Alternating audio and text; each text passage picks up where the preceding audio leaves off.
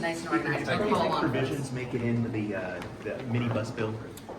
Yeah, we maintained all the Hyde protections, so there's no federal funding for abortion, and that's always been a part of our tradition and our funding, and we were able to fight and hold that line.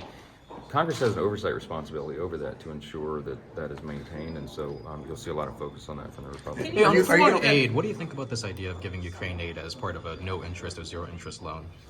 Well, there's a lot of discussion about what that would look like. I mean, I think it's a common sense suggestion. The devil's always in the details on the legislative text and how you make that. But some of it would echo or repeat what was done, for example, in the Marshall Plan. I mean, these are not brand new ideas. These things have been around for a while, but I think that makes sense to a lot of people. There's also a discussion about exchange for some of their rare earth minerals that they have there, that they would commit some of that to us in exchange for aid. But we have to see what that looks like, and we're talking about it in detail. Have you made a decision on waiving the 72-hour rule? We're having thoughtful discussion in the conference. Look, we're the group, the Republican Party believes in the idea that you review legislation before you vote on it, and the 72-hour custom tradition is something we maintain. Democrats hardly ever did, but we do, and I'm a rule follower, and I believe in that idea. We're also up against the crunch of the weekend, and some members on both sides of the aisle will be traveling and that kind of thing. So we're talking about how to expedite it as quickly as possible, but also allow all the members to have an adequate time to review the legislation. We think that text can be out here very soon, and they can begin that process. So does that mean a vote is more likely Friday, Saturday?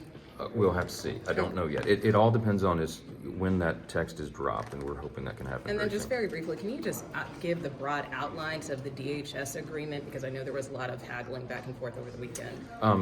There was.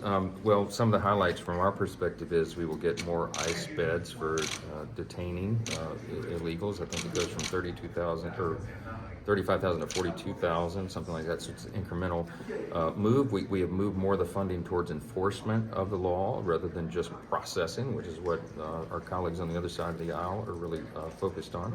I think what you're going to see is the setting of a new baseline for what we look forward to and anticipate as the new administration. I think there'll be a Trump administration. And he is going to be, of course, much more heavily focused on enforcing the law and working on detaining and deporting illegals. You have to have the infrastructure in place to do that, and so increasing the ICE beds was a big priority of ours, so we were able to get a lot of that. Mr. Speaker, are you considering inviting Israeli Prime Minister Bibi Netanyahu to address the House? I am. I mentioned I had a lengthy conversation with him this morning. We didn't talk about those logistics, but it's one of the things that we have in mind, and we may try to arrange for that. I think it's very important for us to show solidarity and support with Israel right now in their time of great struggle, and we certainly stand for that position, and we'll try to advance that in every way that we can. Mr. Speaker, Thanks, guys. Thank you, Speaker. Thanks for